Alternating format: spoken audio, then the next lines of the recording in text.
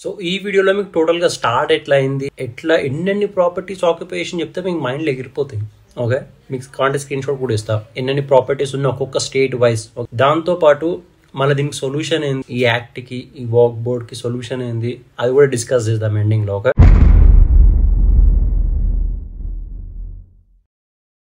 So guys welcome back to the channel. Hope guys are doing absolutely great. So మీకు ఇన్స్టాలో ఒక challenge ఇచ్చిన, ఈ రీల్ మీద నాకు 1000 కమెంట్స్ వస్తే మీకు వీడియో చేసేస్తా వాక్ బోర్డ్ మీద అన్నట్టు. మీరు 1000 కమెంట్స్ ఫుల్ఫిల్ చేసారు. But the point is target చాలా చిన్నగా ఇచ్చిన, 5000 ఇవ్వాల్సింది యాక్చువల్గా. But anyways you guys have done and I have to do my job. So I will deliver the video what ever you asked for.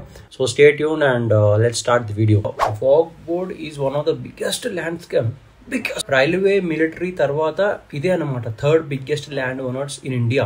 Railway military అంటే government things ఒప్పుకుంటాం, land owners అంటే ఒక minority board మొత్తం ఇండియాలో third biggest land owner ఎట్లయింది?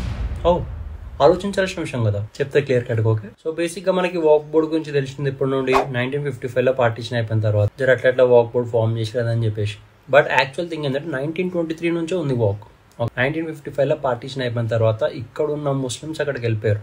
Okay, అక్కడ ఉన్న Hindus ఇక్కడికి వచ్చేసి ఏమైందంటే పాకిస్తాన్ హిందూస్ ఇల్లులు ఉండే కదా, ఆ హిందూస్ ఇల్లులు ఎవరైతే ఉండేనో వదిలేసి వచ్చేసారు కదా ఇండియాకి. ఆ హిందూస్ ఇల్లులని తీసుకుపోయి అక్కడికి ఇమిగ్రెంట్ అయిన ముస్లిమ్స్ కి ఇచ్చేసారు. ఇండియా నుంచి పాకిస్తాన్ లో ఉన్న హిందూ హోమ్స్ ఇచ్చేసి. సేమ్ థింగ్ ఇక్కడ కూడా కావాలి. ఓకే, ఇక్కడ ఉన్న ముస్లిమ్స్ హోమ్స్ పాకిస్తాన్ నుంచి వచ్చిన హిందూస్ మనం ఇచ్చేసారు. బట్ ఇవ్వలేరు. అట్లా ఇవ్వకుండా గవర్నమెంట్ తీసి దగ్గర పెట్టుకుని ఏం చేస్తుంది, మళ్ళీ కూడా కొంతమంది ముస్లిమ్స్ ఉంటాం అదే అని చెప్పేసి వాళ్ళ సేఫ్టీ కోసము రిలీజియస్ యాక్ట్ మీద 1955 లో అలౌ చేసింది కొన్ని ప్లేసెస్ ప్రొటెక్షన్ చేసుకోవచ్చు అని చెప్పేసి గవర్నమెంట్. ఓకే, మళ్ళీ ఇప్పుడు ఇండియాలో ఉన్న ముస్లిమ్స్ హోమ్స్ హిందూస్ కి ఇచ్చేసాలి, పాకిస్తాన్ నుంచి వచ్చిన హిందూస్ కి. బట్ ఇవ్వకుండా గవర్నమెంట్ దగ్గర పెట్టుకుంది. ఎందుకు దగ్గర పెట్టుకుంది? ఏ గవర్నమెంట్ ఉంది ఆ టైంలో? అది మీకు తెలిసిన ముచ్చట. పాయింట్ ఈజ్ ఆ ఇల్లు దగ్గర పెట్టుకున్న తర్వాత అప్పటికి వాక్ బోర్డ్ కి కొన్ని ప్లేసెస్ ఉన్నాయి ఇండియాలో. ఓకే, చిన్న చిన్న రిలీజియస్ ప్లేసెస్ ప్రొటెక్షన్ చేసుకోవడానికి ఉన్నాయి. దానికి ఏం చేసినప్పుడు గవర్నమెంట్ అంటే 1984 లో ఆ హిందూ హోమ్స్ ఏవైతే ఉన్నాయో పాకిస్తాన్ వదిలేసి వెళ్ళిపోయిన తర్వాత ఆ హోమ్స్ అనేది తీసుకొని వాక్ బోర్డ్ చేతిలో పెట్టింది. తీసుకో బాబు, ఇవి కూడా నీకే పండుగ. ఇప్పుడు అవి కూడా వెళ్ళిపోయినాయి రిలీజియస్ ప్లేస్ కింద.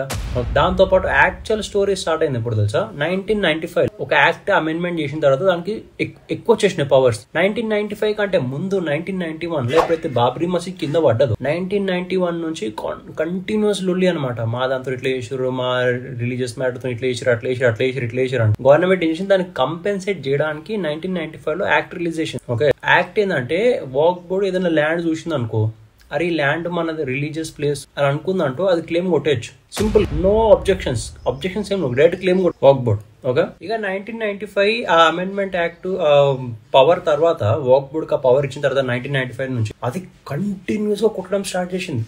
ల్యాండ్స్ ఆక్యుపై క్లెయిమ్ కొట్టడం స్టార్ట్ చేస్తూ ఉంది. ఎన్ని ల్యాండ్స్ అంటే అన్ని ల్యాండ్. అదే దాని మీద అపోజిషన్ పెరిగిపోయింది. వాక్ బోర్డ్ కి ఇప్పుడు అపోజ్ కూడా చేస్తారు కదా. ఇప్పుడు ఏంది లీగల్ ఇష్యూ, ఆ ల్యాండ్ ఆక్యుపై చేస్తే ఏంది కోర్టుకు పోతాము, లీగల్ ఇష్యూ సబ్మిట్ చేస్తాం అదని చెప్పి 2013 లో ఏమైందంటే ఇంకో పవర్ ఇచ్చేసింది వాక్ బోర్డ్ కి. ఏంటంటే వాక్ బోర్డ్ కి రిలేటెడ్ ఏమైనా క్లెయిమ్ కొట్టేది ఉంటే, ఏదన్నా లీగల్ ఇష్యూ అపీల్ పోయేది ఉంటే అది నువ్వు సివిల్ కోర్టులో చేయలేవు. ట్రైబ్యునల్ కోర్ట్ అని ఉంటుంది, వాళ్ళ కోర్ట్. వాక్ బోర్డ్ కి సపరేట్ కోర్ట్ ఉంటుంది అనమాట. వాళ్ళ కోర్టులోనే చేయాలి నువ్వు. వాళ్ళ కోర్టులో మళ్ళీ వాళ్ళ మెంబర్స్ ఉంటారు, ఇస్లామిక్ స్కాలర్స్ ఉంటారు. ఇక ఆలోచించుకోరు, గెలవడం ఎంత ఇంపాసిబుల్.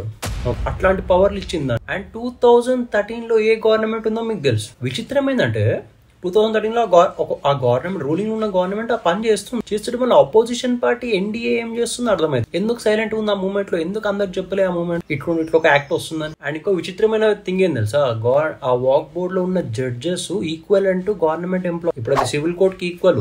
సివిల్ కోర్టులో నువ్వు దాని కేసు తెంపలేవు. ఇట్స్ ఆల్మోస్ట్ 2 laws అనమాట. ఒక్క కంట్రీలో 2 laws, 2 law boards. దీంట్లో ఉండే ఎంప్లాయీస్, జడ్జెస్ వాళ్ళందరికీ గవర్నమెంట్ ఎంప్లాయీ లెవెల్ అనమాట. వాళ్ళ మీద పేరు ఎత్తలేవు, వాళ్ళతో మాట్లాడలేవు, వాళ్ళని ఏమనలేవు, చెయ్యలేవు. అట్లాంటి పవర్స్ ఇచ్చింది. అండ్ వాక్ బోర్డ్ కి ఎన్ని ఫెసిలిటీస్ తెలుసా? ఫర్ ఎగ్జాంపుల్ మనం ఉన్నాం, మన ల్యాండ్ ఉంది, మన ల్యాండ్ లో ఒకటి ఎంక్రోచ్ అయ్యిండు, ఒకటి చిన్నగా కబ్జా చేసిండు ఒక పార్ట్. అయితే మనం ఏం చేస్తాం, లీగల్ ఇష్యూ పోతాం, కోర్టులో పోయి 10-20 years అడగడాంచుకుంటాం. బట్ వాక్ బోర్డ్కి ఆ పని ఏం చేసేది అవసరం లేదు. అది డైరెక్ట్ కబ్జా చేస్తూ కూడా ఆ డిస్ట్రిక్ట్ మెజిస్ట్రేట్ ఆఫీస్ కి మెయిల్ పెడతాడు, నోటీస్ పెట్టి ఈ ల్యాండ్ ఇట్లా కబ్జా చేసి వాళ్ళని కాల్ చెప్పి, అంతే, ఇన్స్టెంట్ సొల్యూషన్. ఎంక్రోచ్మెంట్ అయితే వాక్ బోర్డ్ ల్యాండ్, వాక్ బోర్డే కబ్జా ల్యాండ్ మీద బతుకుతుంది. వాక్ బోర్డ్ కబ్జా చేసిన ల్యాండ్ ఇంకోడన్నా కబ్జా చేస్తే ఇట్లా తీపిచ్చేస్తారని, అంత ఈజీగా తీపిచ్చేస్తుంది. అట్లాంటి పవర్స్ ఉన్నాయి వాక్ బోర్డ్. అండ్ ఇప్పుడు ఈ వాక్ బోర్డ్ ఎంత పెద్ద ప్రాపర్టీ ఓనర్ అంటే ఇండియాలో 8 lakh acres ల్యాండ్.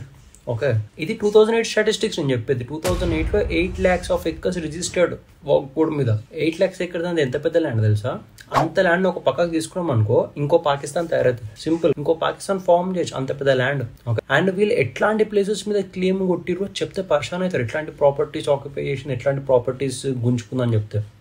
తమిళనాడులో ఒక విలేజ్ ఉంది, తిరుచెంతురై విలేజ్ అనమాట. ఆ విలేజ్ మొత్తం ఆక్యుపై చేసింది వాక్ బోర్డ్ కింద. ఆ విలేజ్ లో ఒక టెంపుల్ కూడా ఉంది, 1500 year ఓల్డ్ టెంపుల్. ఇప్పుడు ఇస్లాం వచ్చింది 1200-1300 years బ్యాక్. మళ్ళీ 1500 years ఓల్డ్ టెంపుల్ ఎట్లా ఒక క్లెయిమ్ కొట్టింది? ఏ రేంజ్ ఆఫ్ స్కామ్ ఆలోచించుకోరు. అదొకటే కాదు, ఇంకా మస్తున్నాయి. అంబానీ హౌస్ క్లెయిమ్ కొట్టింది. అరే హైదరాబాద్ శంషాబాద్ ఎయిర్పోర్ట్ మొత్తం దాని పేరు మీద ఉంది, వాక్ బోర్డ్ పేరు మీద. 5000+ ఫ్యామిలీస్ హైదరాబాద్ లో బోడుప్పల్లో 5000+ ఫ్యామిలీస్ వాళ్ళ ఇల్లులన్నీ క్లెయిమ్ కొట్టింది walk board. Allahabad high court claim కొట్టింది. ఇప్పుడు హైకోర్ట్, అలహాబాద్ హైకోర్ట్ ఉందా, ఆ హైకోర్ట్ ల్యాండ్ నే క్లెయిమ్ కొట్టింది. అలహాబాద్ హైకోర్ట్ ల్యాండ్ ఆక్యుపై చేస్తే అలహాబాద్ హైకోర్ట్ ఏం చేసింది? అయ్యో మా ల్యాండ్, మా కోర్ట్ ల్యాండ్ ఆక్యుపై చేసింది అని చెప్పి పోయి సుప్రీంకోర్టులో కొట్లాడారు. ఎవరు? అలహాబాద్ కోర్టు, వాక్ బోర్డ్ రెండు పోయి సుప్రీంకోర్టులో కొట్లాడారు. ది రిచెస్ట్ మ్యాన్ అంబానీ కూడా సేఫ్ లేడు. అరే గవర్నమెంటే సేఫ్ లేదు వాక్ బోర్డ్ నుంచి. అలహాబాద్ హైకోర్టే పోయి సుప్రీంకోర్టులో కొట్టాల్సి వచ్చింది దాని ఓన్ ల్యాండ్ కోసం. ఆలోచించి ఎంత పెద్ద స్కామ్ ఇది. లిటరల్లీ సర్వే చేస్తే ఢిల్లీలో 70% of the land is occupied by walk. ఎట్లా? హౌ? ఎందుకు ఈ న్యూస్ బయటపడతలేదు? అండ్ అప్పుడప్పుడు వినడానికి కూడా ఏమొస్తుంది అంటే, ఈ వాక్ బోర్డ్ ఎన్ని ప్రాపర్టీస్ అయితే ఆక్యుపై చేసిందో ఆ ప్రాపర్టీస్ అన్ని వాళ్ళకి ఏ పార్టీ అయితే సపోర్ట్ చేస్తుందో, ఏ లీడర్స్ అయితే సపోర్ట్ చేస్తారో వాళ్ళ పేర్ల మీదకి వెళ్ళిపోతాయంట కొన్ని ప్రాపర్టీస్. ఐ మీన్ ఇది వినడానికి వచ్చింది, ఐఎమ్ నాట్ ప్రూవింగ్ ఇట్. ఈ వాఫ్ యాక్ట్ కూడా ఎంత ఆపోజిట్ తెలుసా కాన్స్టిట్యూషన్ కి, కాంట్రడిక్టరీ అనమాట. ఫర్ ఎగ్జాంపుల్ ఆర్టికల్ 299 ప్రకారం మైనారిటీ రైట్స్ తీసేసిండు సర్దార్ పటేల్. ఎందుకంటే ఈ మైనారిటీస్ ను ఇండియాని సగం చేయడానికి రెడీ అయినప్పుడు, పాకిస్తాన్ విభజించినప్పుడు ఇట్లాంటి రైట్స్ ఉండకపోవడమే బెటర్ అని చెప్పి సర్దార్ పటేల్ తీసేసిండు.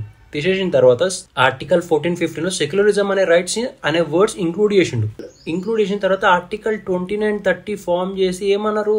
మళ్ళీ మైనారిటీస్ కి స్పెషల్ బెనిఫిట్స్ స్కీమ్స్ అన్నారు. సెక్యులరిజం అంటే ఏంది? అందరు ఈక్వల్, అందరు ఒకటే. మళ్ళీ ఇది ఎందుకు వచ్చింది? ఆర్టికల్ 1415 ఆర్టికల్ 2930 కాంట్రడిక్ట్ అయితే లేదా? సెక్యులరిజం మళ్ళీ మైనారిటీ రెండు ఎందుకు వస్తున్నాయి? రెండు ఆపోజిట్ కదా.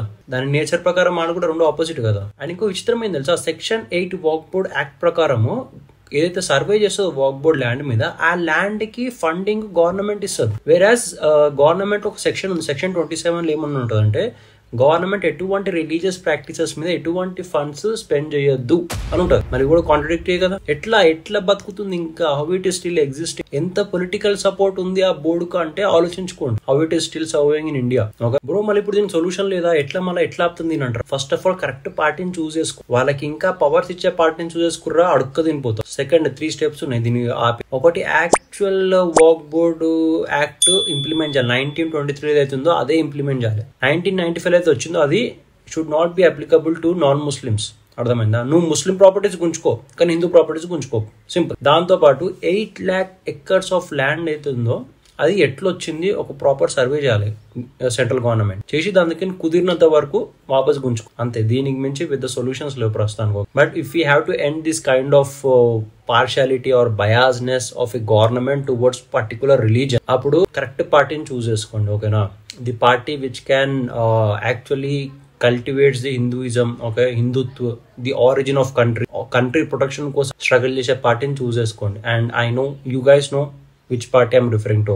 And thanks for watching the video and hope you guys find this video little informative and కొంచెం అవేర్ చేయండి మీ ఫ్రెండ్స్ కి. ఒక 30-50 మందికి షేర్ చేయండి వీడియో, ఎందుకంటే వాళ్ళకి తెలవాలి. నెక్స్ట్ టైం 3 రంగుల జెండా పట్టి అని రోడ్కి ఎక్కే ముందు, అరే ఇది ఏం చేసిందిరా, మళ్ళీ ఇట్లా లాస్ అవుతున్నాం రా, why are we losing our India, పార్ట్లు ఎందుకు విడిపోతుంది, ఏదో మైనారిటీ బోర్డు ఎట్లా ఓనర్ అయింది ఇండియాలో 3rd బిగ్గెస్ట్ ల్యాండ్ ఓనర్, ఇవన్నీ తెలుసుకోవాలంటే మీరు షేర్ చేయాలి. ఫస్ట్ షేర్ చేసి please make sure to viral this video and thank you so much for watching this video. Hope you guys enjoyed it and please like, share, subscribe and thanks for watching. Bye bye until next time.